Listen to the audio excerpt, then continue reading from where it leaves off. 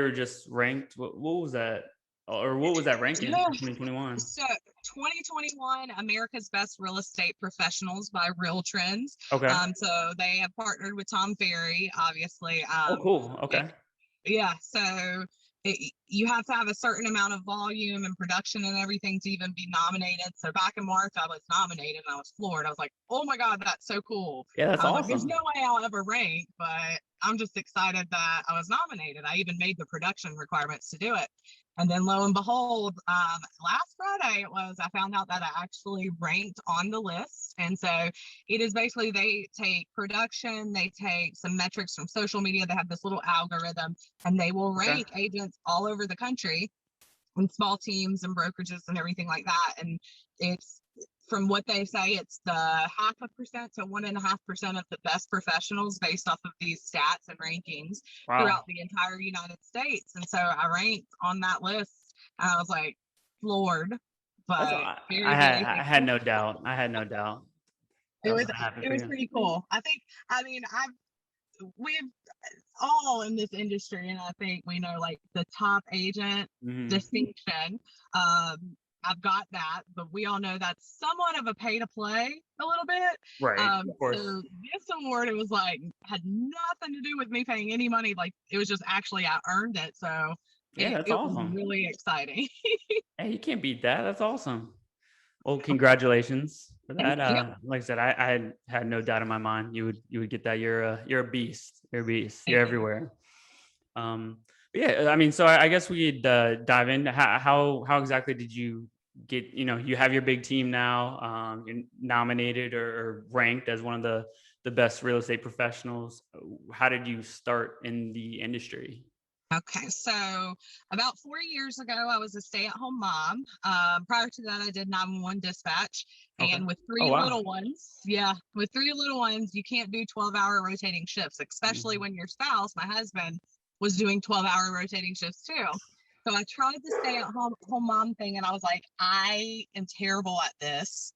Um, Obviously, I'm a good parent, but I needed something outside of the house Sure. to give me some validation. Right. And so I was like, well, let me do real estate. I'd always had an interest in it. Our realtor actually had tried to talk me into getting licensed before. And so I was like, let me try it. I may sell one or two houses a year, but hey, that's like, Yeah. $6,000 to $8,000 Yeah. in extra income. Why not? And I got licensed May of 2017, started, and I put 1 million in volume under contract my first month. Wow. And at first I was like, oh, beginner's luck, whatever. It just never stopped from there. And I just realized this is my calling, this is my niche, and kept at it. And here we are 4 years later. That's impressive. How'd you get that million? Was it just a sphere of influence, or how'd you come across that million in the first place? So my very first deal that ever happened, the CRM we used, we got a lead at like 11 o'clock at night that got sent to me as a new agent. And I was Mhm. like, I'm a night owl. So the first Yeah. thing I did is I recorded myself on video and was like, hi, Alexis Hughes here. Can I answer any questions for you? Oh, that's awesome. And send them a text. And they're like, yeah, we want to see it. That ended up being a $400,000 cash deal. Wow. And they bought it via a virtual showing. So back in 2017, that was really scary. But here I was, first deal ever. I'm like, yeah, we'll sell it sight unseen. Fine. Yeah. Not even Yeah. knowing how that could like hurt me in the long Right. run. And then a couple of days later, I was at the park with my kids and started chatting with another mom that was there. They were thinking about selling. And so I gave them my information, got their information, and followed up with them and ended up helping them buy and sell. Awesome. And so it kind of just it happened organically, but it happened because I was being intentional with my interactions at that point in time. I Exactly. was like, I at least need 2 deals because I just dropped a whole lot of money on this class and these licensing fees and MLS.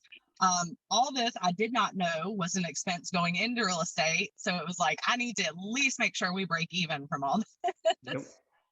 Yep. That's it is quite the expense. I don't know if you know this, but I was actually a real estate agent before I became a lender. No. Yeah. Yep. So my No, mom I didn't. grew up in the industry. My mom's an agent. And yeah, it brings back memories of how expensive it was to become an agent. That's It is a lot. So I mm-hmm. often hear, I have friends and family that'll ask, should I get into real estate and all this? And I'm like, I'm not going to tell you what you should do, but here's what I am going to tell you. I wish I knew. Right. This is approximately how much it's going to cost to get started. And this is how much it's going to cost just to stay active if you don't sell anything.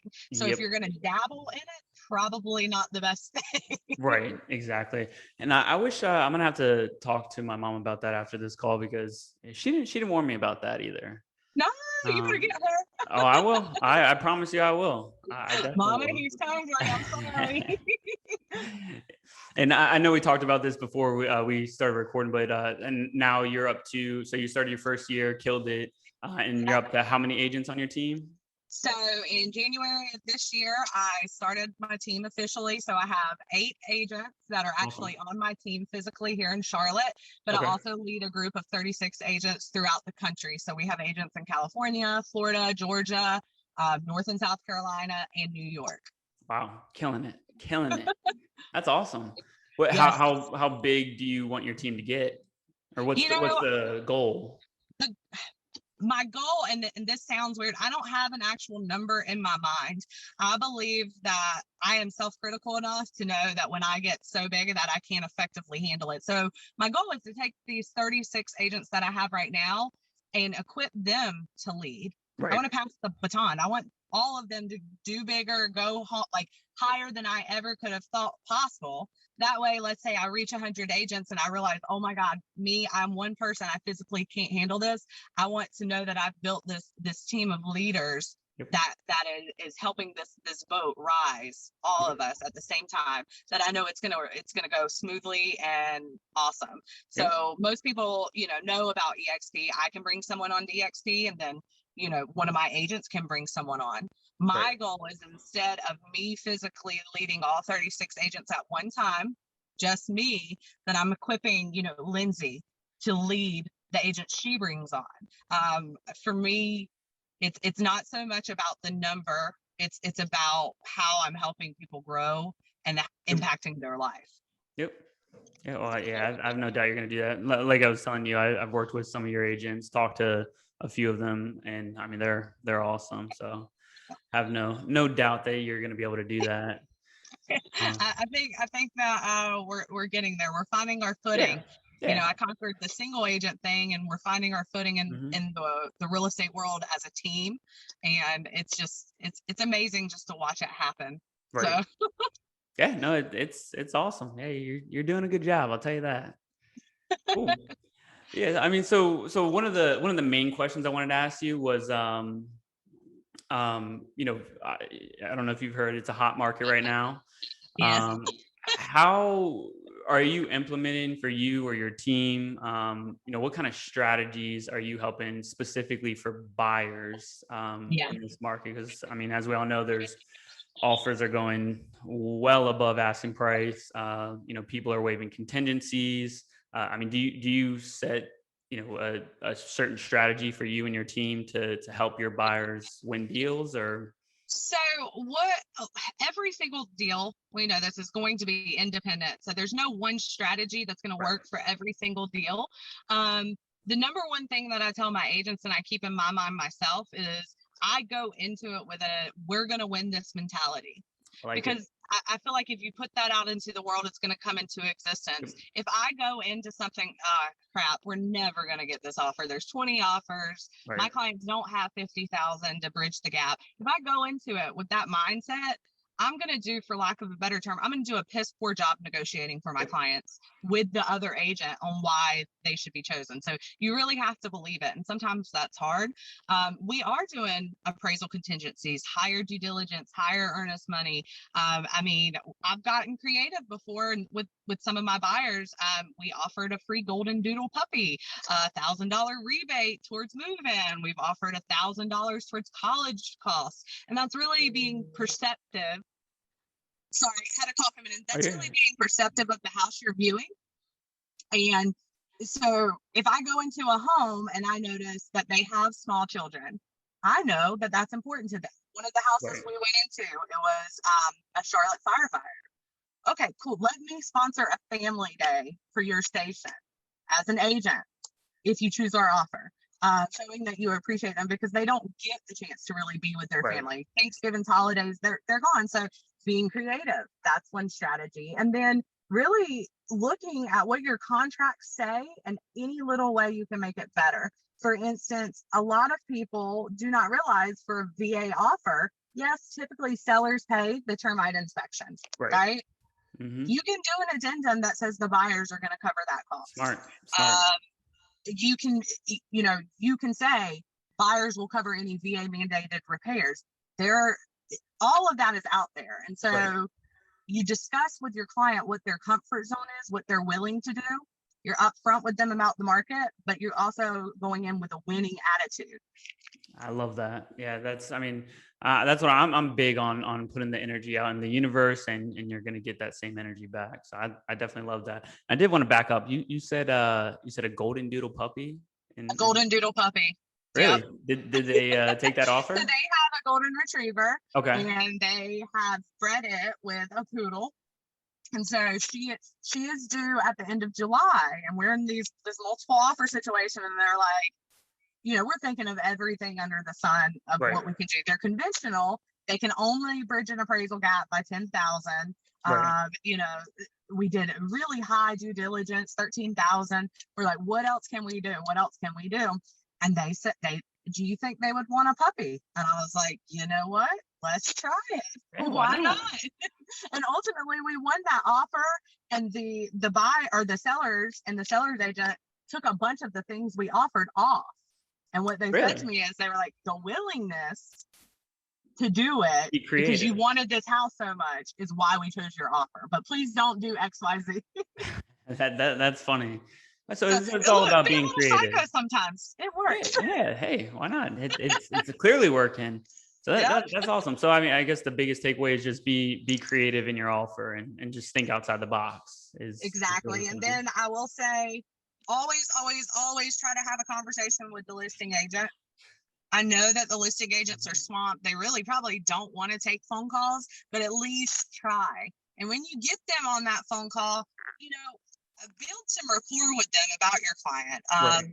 You know, if your client is FHA or VA or something like that, get the lender and Reid. Here you go. Get the lender to write a letter about how amazing they are. Yep.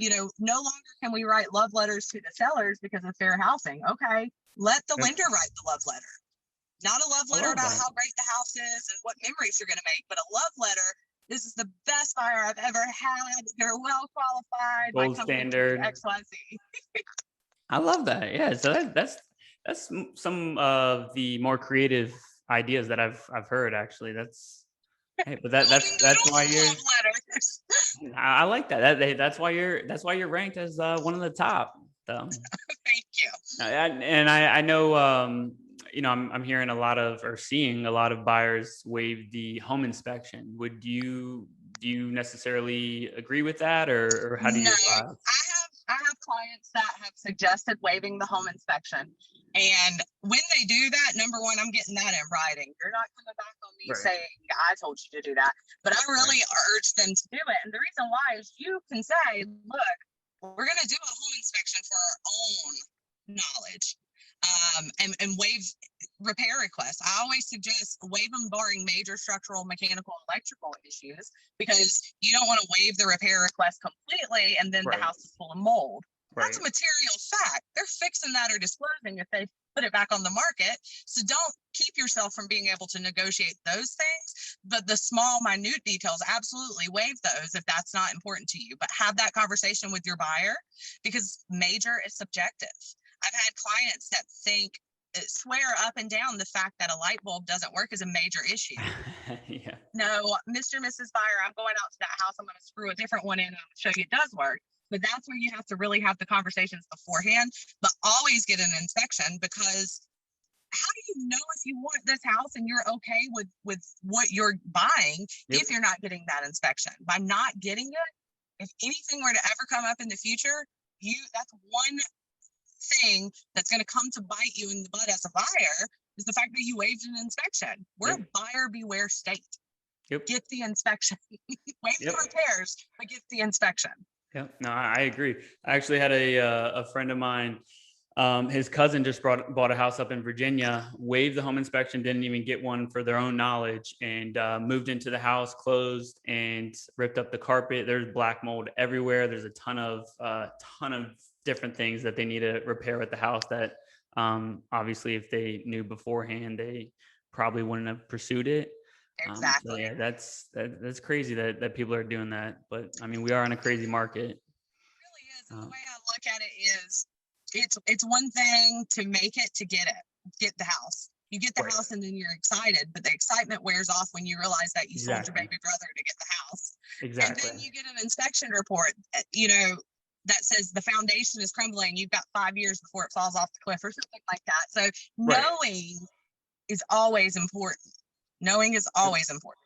I agree. That's what I always try to stress. I mean, not I don't want to say it's not my place, but I always try to have that conversation of why it's important. And I guess ultimately it's up to them. But yeah, I always get the home Well, inspection. funny story, a colleague of mine, it was a flip property. They had the inspection.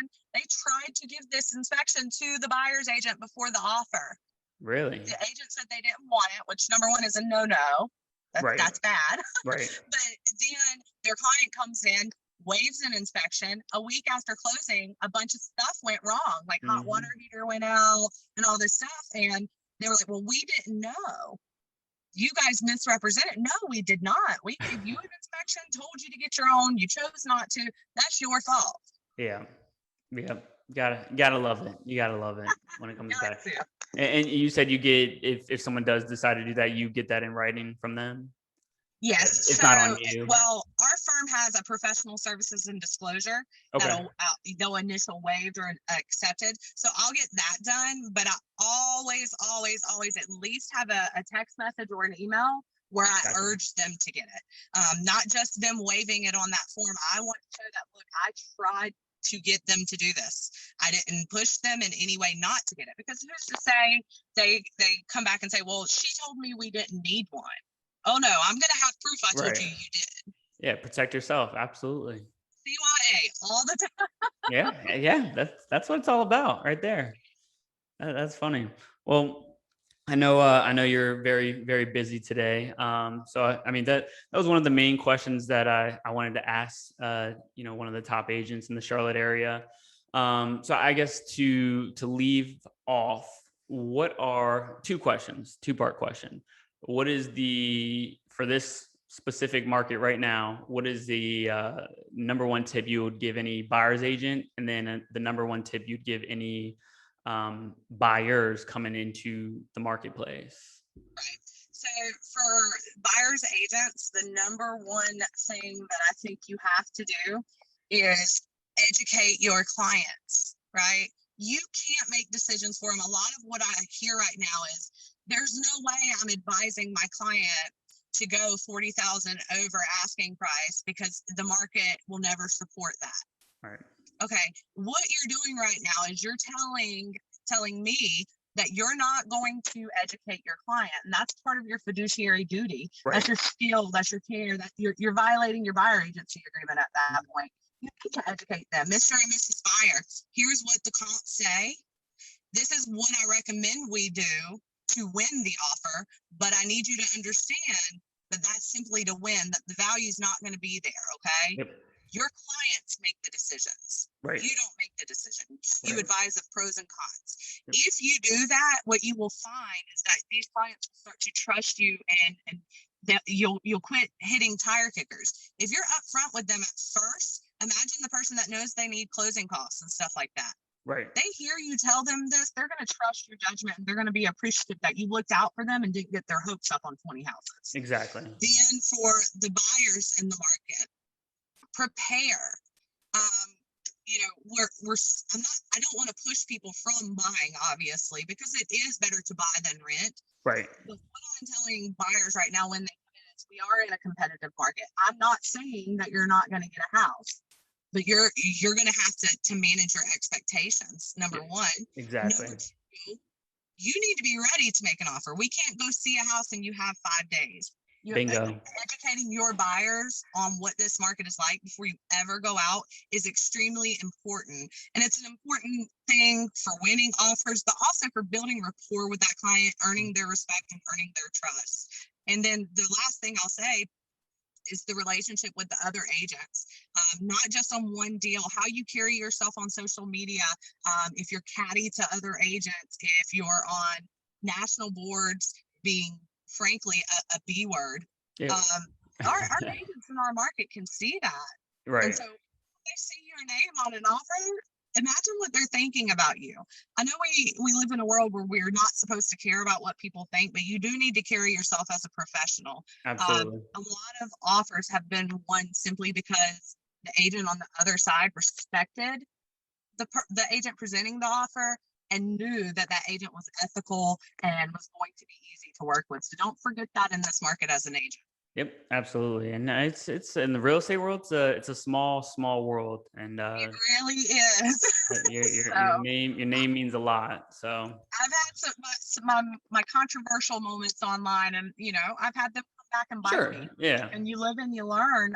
exactly. But I think ultimately at the end of the day, it's about doing what's best for our clients. Yep. And if we can give our clients insight on who the agent on the other side is, even if we can't give it on the clients, like I know agents off the top of my head right now that I know they're not working with people that won't get to the closing table. Right. Whereas Right. if I've had an experience, which I have, with an agent, and the last 3 times I've worked with them, their clients have to back out because their financing fell through. Yeah. Do you think that their offers are going to hold weight with me in the future? No. Exactly. Exactly. Yeah. So No, it goes a long way. it really Yep. does. Absolutely. Well, Alexis, I definitely appreciate your time. Like I said, I know you're very, very busy. It's been awesome connecting with you. And I think about it, it all started from a TikTok video. A Who TikTok would have thought? video. Who Oh would have my thought? gosh. Yes. Y'all do not underestimate the power of TikTok. I Exactly. shared That's what one I TikTok keep telling because he's like people. the king of it. Got a buyer, started working together, and here we are, what, like Yeah, 6, 7 months later?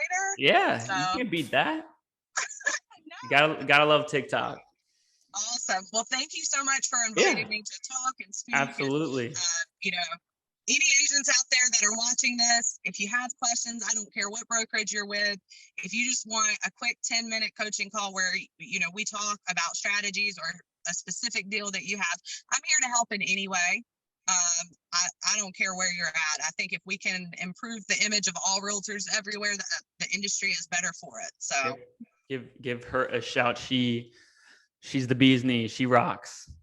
all Yeah. right. But Well, I hope Alexis, you have a good day. you too. Thank you so Lots of much again. I'll some talk to you some soon. listing appointments and showings, but All right. Yeah. Reid, thank you, Of and course. I look forward to working with you some more too. Absolutely. Yeah. We'll make it happen. Awesome. Bye, I'll talk to you y'all. later. Bye.